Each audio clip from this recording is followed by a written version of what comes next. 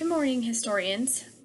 We have another lesson today, um, and I titled it The Tension Escalates because it's actually 3 chapters in one lesson, but you will not have to listen to a lesson tomorrow. We're getting into the good stuff here, so this is going to be a fun lesson.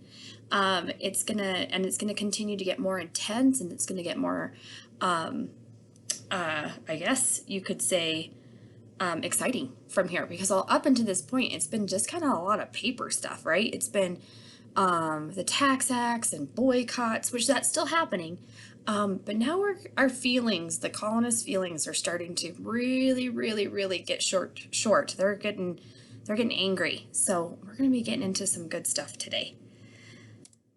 By the way, this is chapters 8, 9, and 10, so if you need any help with your assignment today and tomorrow, you're going to use those chapters in your reader, chapters 8, 9, and 10. First off, just to kind of break down what we're doing, we're going to go over our objectives and your success criteria. That's what you need to do or know what you need to show me that you were successful. We're going to talk about the Boston Massacre today. We're also going to talk about the Committee of Correspondence, which is an extremely important thing about the American Revolution. And then we're going to end today on the Boston Tea Party. And when we come back from spring break, then we're going to start getting into the actual fighting. We're going to start talking about when we declared independence, when we actually started having those battles.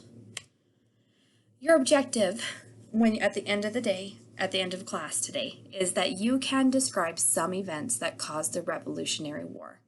And you're going to show me you can do that by completing interactive notebook slides. And you've seen these before. The last ones you did were, remember there was 2 empty spots? Well, this time you will not have any empty spots. You have another, it's called Causes of the Revolutionary War Part 2. You're going to put your name here, fill out these vocabulary words. All of these are vocab that I gave you at the very beginning of our unit. And then you're going to be completing this timeline. Yes, you have already filled these out, but repetition is important with history so that you remember the timeline of things. So I do want you to put information about these events here, even though you've already filled out a graphic organizer with these. So you finished all the way up to the Townshend Acts. Now I want you to do all of those boxes, including the Boston Massacre. Then you're going to add in the Tea Act. And then you have the Committee of Correspondence, the Boston Tea Party, and then the Intolerable Acts. Those are all extra things you need to fill out today. And then at the very bottom here is I want you to infer what happens next. Okay? You're going to tell me what you think might be happening next. So that is your success criteria. Completing that is going to show me that you are successful. So what led to the colonists getting angry again after the Stamp Act repealed? Because remember, they liked their king again. The king got rid of the Stamp Act and they were like happy. They felt like the king and Parliament, they actually listened to them. But it didn't stay that way. More broken promises. That seems to be a very common theme with Great Britain and the colonists. Parliament did eliminate the Stamp Act, and so paper and all those other taxes were eliminated.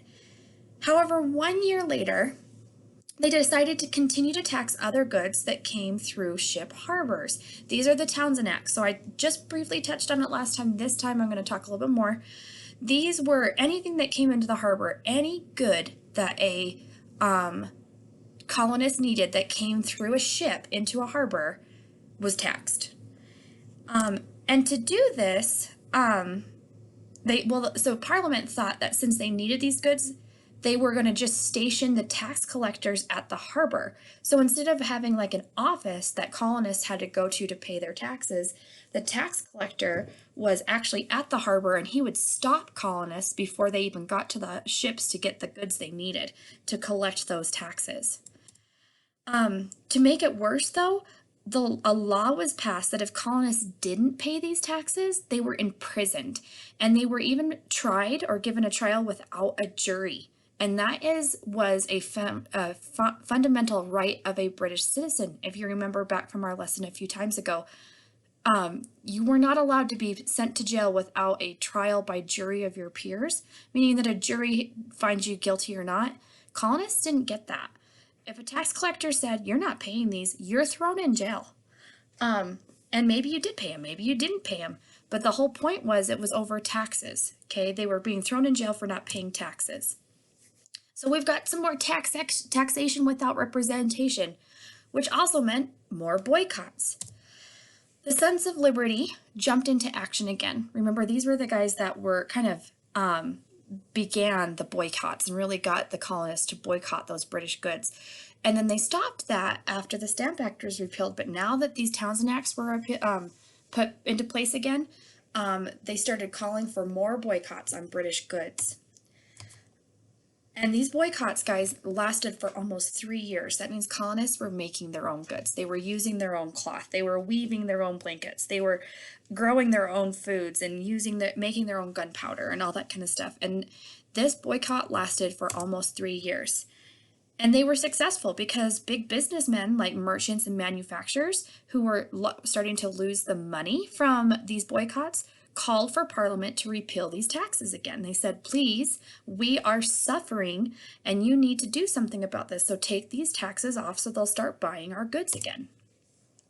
And Parliament did listen. They got rid of all of the taxes except for one. And that was a tax on tea. This meant that they could still put you in jail if you didn't pay taxes on tea. That's drinking tea. You could go to jail if you didn't pay your tax on tea. They did this not necessarily because they needed the money, but they did this because they wanted it to be a symbol that Parliament did have the right to pass laws and taxes over the colonists. It was to show who had the power, and they wanted colonists to know that Parliament really could do whatever they wanted to the colonists. This ended their boycott, though, on all those goods that were taxed, except for one. Can you guess? Yeah, tea. They still continued to boycott tea. Parliament, like I said, tried to show colonists they had a right to tax them, but colonists continued to boycott the tea to show Parliament that they didn't have the right to tax them. And it was just a vicious cycle. I'm going to tax you. Well, I'm not going to buy your goods. I'm going to tax you. Well, I'm not going to buy your goods. It just kept going around and around and around, and there was really no resolution. And that leads us to the Boston Massacre. Colonists thought this was a threat to their freedom. Okay, a threat, not necessarily that they couldn't drink tea without paying taxes on it, mostly just that Parliament thought that they had the right to tax them on anything they wanted. So along with this, they ended up sending more troops. So more British troops arrived in the colonies. So they already had British troops there to enforce the Proclamation of 1763, but now a lot more were coming over. And like I said, the colonists were starting to think that this was threatening. It was getting a little scary to see so many redcoats all over the place. The British said it was to defend the colonists against Native Americans, but if that were true, why were these troops, why were they in Boston and in New York and in all of these big towns that are on the ocean where there's harbors, and they're not on the frontier past the Appalachian Mountains? Why, if that were true, why would they keep them where they were at? Colonists tried to make the soldiers miserable in turn. So they have all these redcoats marching up and down the streets in their hometowns all over the place. And so colonists decided that they were going to pick on them. They made fun of them. They called them names. And sometimes soldiers would even, when they were over, they would try to get jobs in their colonies.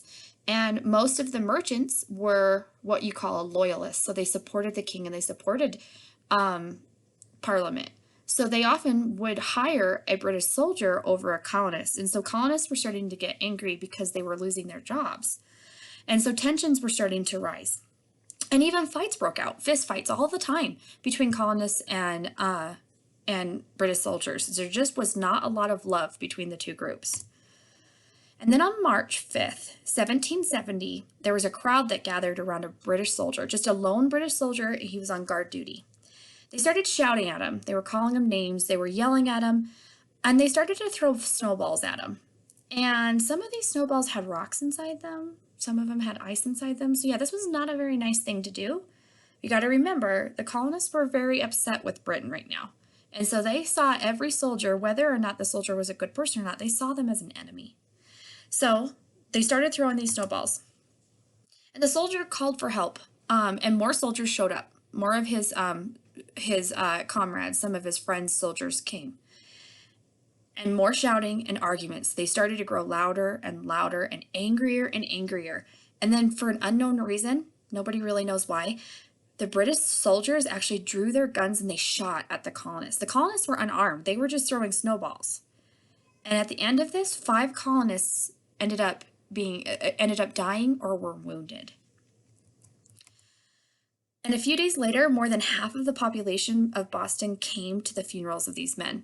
That's quite a lot of people. People were angry, and so they came to the funerals to support their families and to also show that they were angry at the British soldiers. And there was a man named Paul Revere, and we're going to talk about him later, but he made a copper engraving. Back then, remember you have the woodblock printing? Well, that's kind of how printing still worked. They didn't have computers, they didn't have typewriters, they had to use kind of a printing press using kind of metal letters and things.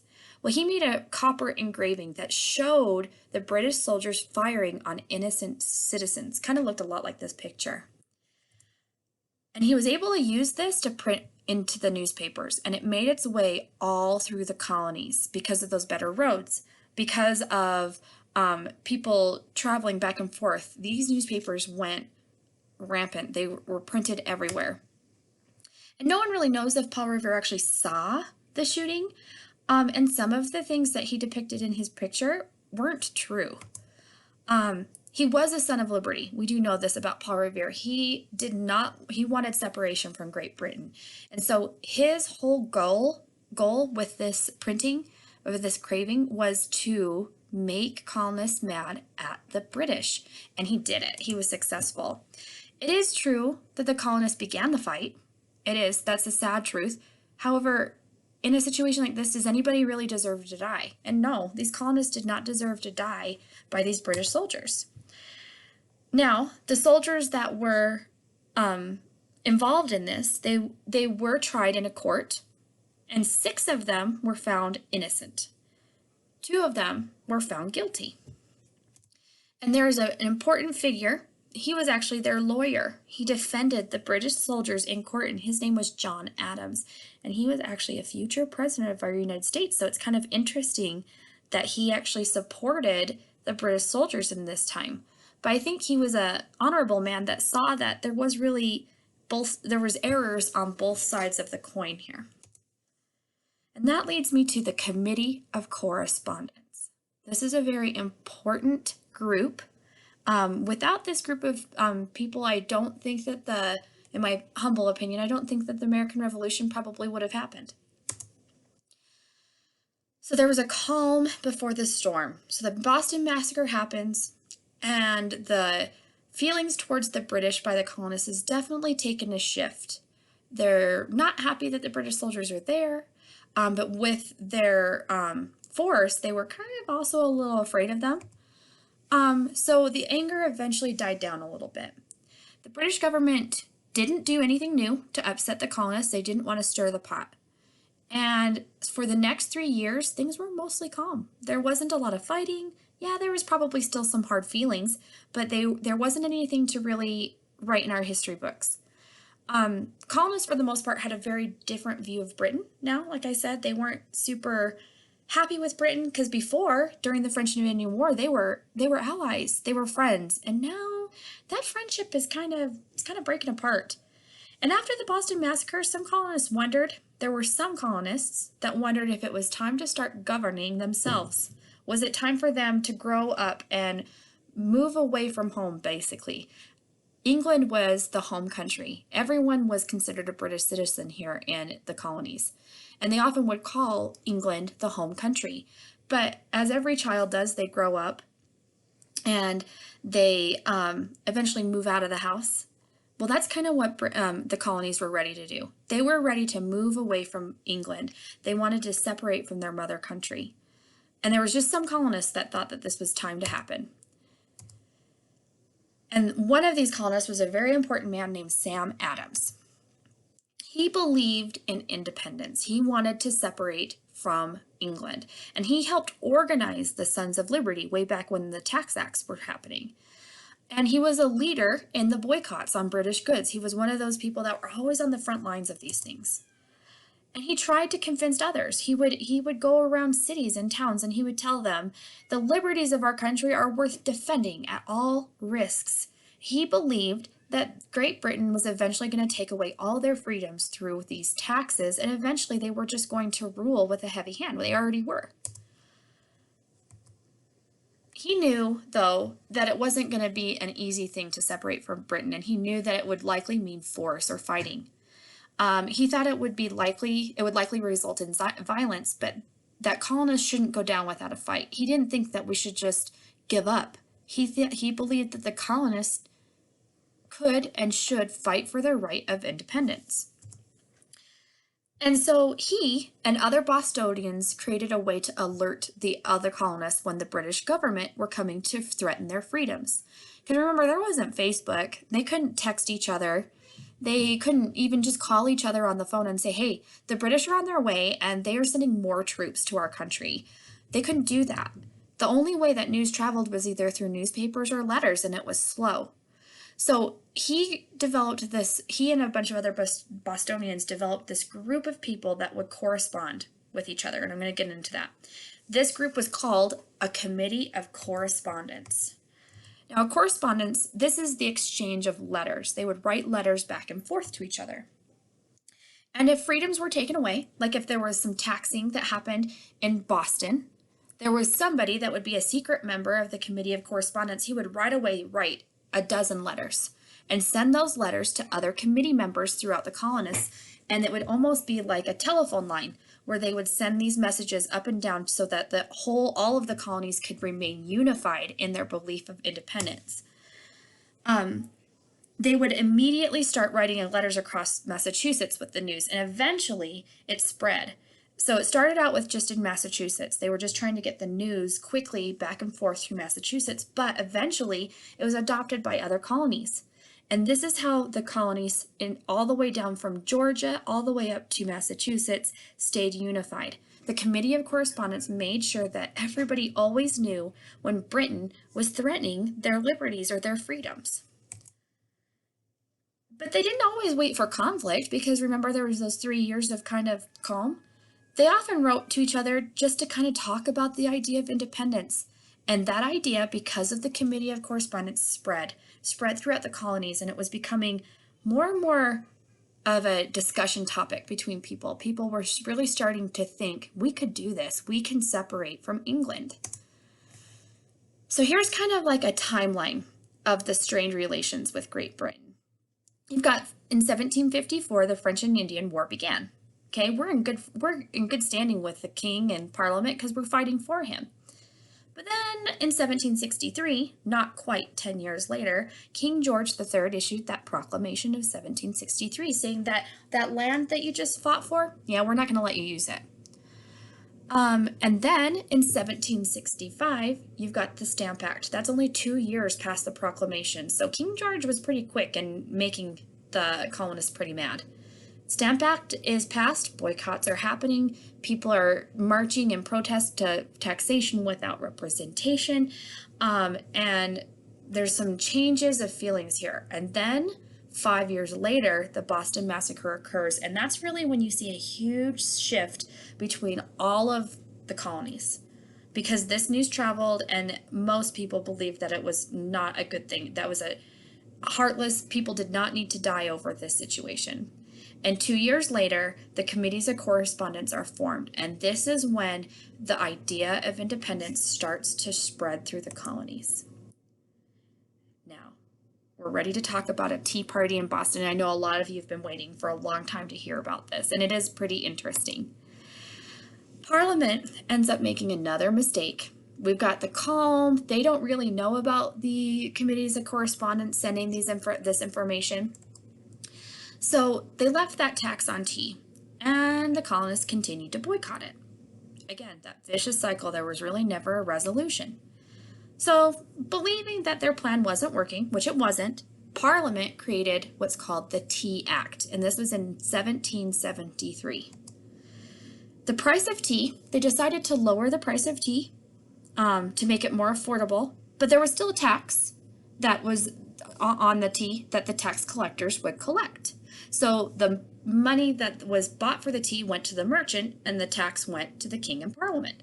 Okay, so but he lowered the price, and actually the tea was going to be cheaper than the smuggled tea that the colonists were getting from like the Dutch speaking countries. Okay, the Netherlands, they were getting tea from other places, they were smuggling it in, but the tea, now that the king lowered the price, would actually going to be cheaper.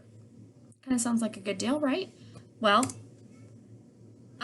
they thought so. They thought that this is going to be easy. The colonists they just don't want to pay that money. So we're going to lower the prices and everybody wins. So just assuming that this plan was going to work, they loaded 2,000 chests of tea on their ships in England and sent them over to the colonies, just kind of believing that the colonists were going to buy it now because it was more affordable.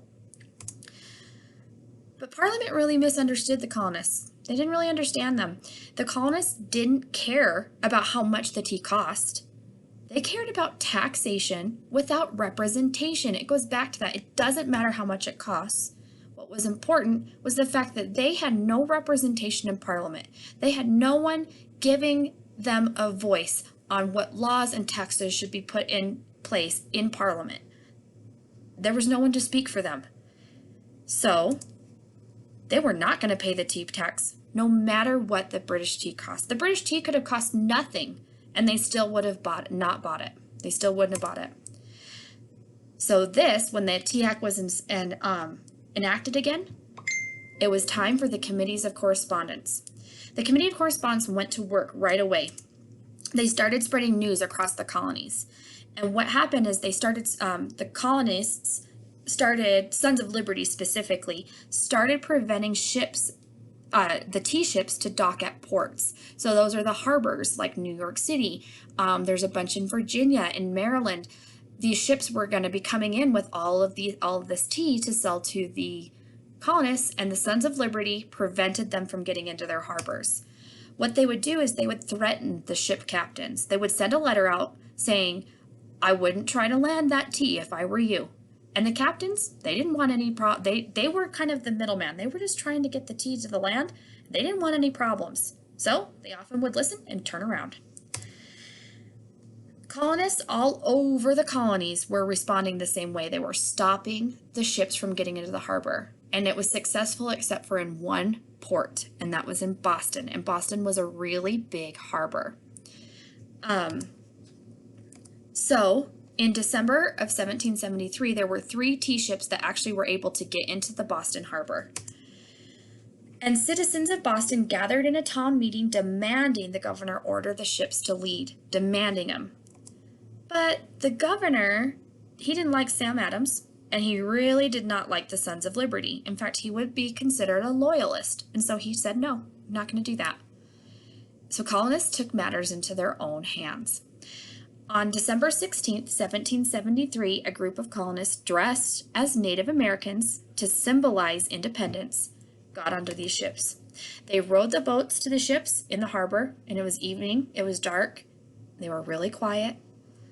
They rowed their ships on and got onto the harbor. They boarded the ships, and they dumped every single chest of tea into the water. That is 342 chests, that's what these big, huge boxes are, of tea. They went into the harbor, into the water. And once they were done, it was just like business as usual. They were quiet, they got back on the boats, and they left. And this was considered the Boston Tea Party. It was sending a big message. We will not buy your tea. Don't even bring it here. So I'm going to show you this little video. Revolutions rarely happen overnight, and the American Revolution was no exception. It was a slow burn of frustration and anger that built up month after month, year after year. One of the crucial moments in the saga was the Tea Party, brought on by the passage of the Tea Act in 1773.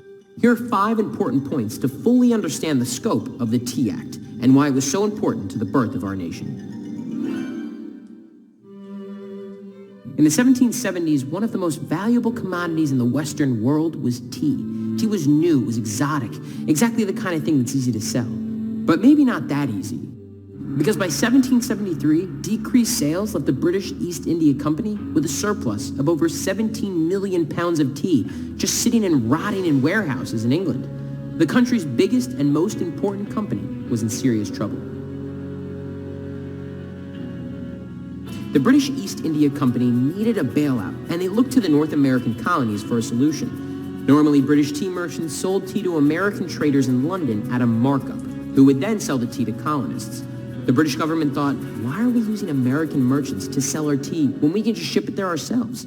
So they cut out the middleman by passing the Tea Act of 1773, which allowed the British East India Company to ship and sell their tea directly to the colonies at a lower cost. The idea being that a British monopoly on tea sales in America would ease the company's financial burden. Now, it's important to understand that the Tea Act was part of a larger effort by the British Crown to squeeze as much money from the colonies as possible. The Brits were heavily in debt from the French and Indian War, and the colonies became their own private ATM of sorts. A few years earlier, Parliament passed the Townshend Acts, which taxed items that colonists relied on: lead, glass, paper, paint, and of course, tea. The backlash was so severe that the British repealed all the Townshend Acts, except for one, the tea tax. Colonial tea merchants were furious. Not only had the Tea Act taken away their source of income, but they would still be taxed through the roof to buy their own tea. Colonists had to take matters into their own hands. December 16th, 1773. Americans fought back by boycotting British tea entirely, allowing imports to sit on the docks and spoil.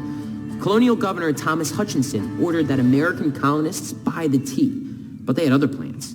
That night, a group of about 60 Bostonians called the Sons of Liberty, wearing Mohawk headdresses and war paint, boarded 3 British East India Company trading ships and dumped 342 chests of tea into the Boston harbor. The Boston Tea Party was celebrated across the colonies as a symbol of defiance against the tyrannical British rule. The British doubled down in response, passing what became known as the Intolerable Acts, a series of laws designed to punish colonial America for their resistance. They closed Boston Harbor, imposed martial law in Massachusetts, and allowed British troops to shack up in colonists' homes whenever it was necessary. For the colonists, the Intolerable Acts would be the straw that broke the camel's back. While the Tea Act was not extremely potent on its own, it was part of a series of events that snowballed towards the revolution in the 13 colonies. The phrase, "no taxation without representation," wasn't just a slogan. It was the result of years of unfair treatment by the British Crown. The Tea Act serving as a prime example.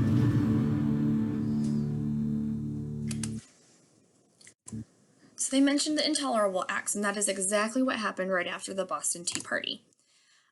Parliament and the king heard what happened in Boston, and they were mad, and that's an understatement. They were furious at the colonists. They decided to pass laws to specifically to punish the colonists in Boston and in Massachusetts colony. So what they did is one law they passed is they closed the harbor and until the colonists paid for all the tea that was dumped into the harbor. The problem is that for a city like Boston, where fishing and trading was their main force of making money, this was a big deal. You couldn't get anything in or out of Boston. Then there was a second law that took away the Boston self-government, and the British appointed their own general. So now they used to have a colonial governor, but a colonial governor. Now they had a British general that was in there making laws, and it's called martial law. This governor brought with him thousands of soldiers, and this meant that the Quartering Act was being enforced again. This meant there was these soldiers needed a place to stay, they needed food to eat, and so they would just go into colonial homes and stay in them. It would be like a soldier just coming up to your house saying, "I need a place to stay," and you don't get to say no. And they kicked you out of your house, and they kicked you out of your bedroom, and they expected you to provide all of your food and water to them. That was what the Quartering Act did. And these soldiers were everywhere in Boston, and they were doing that. And the idea was that Parliament had hoped that the Bostonians would get tired of this and eventually just turn in the guilty people that dumped all the tea. But even colonists that were loyal to Britain, who opposed the Sons of Liberty, and they did want to buy British tea, they felt like these laws were way too harsh. And so the committees of correspondence again started to spread that news, and the colonists decided to resist the Intolerable Acts. Now, what do you think is going to happen? They're going to resist the Intolerable Acts.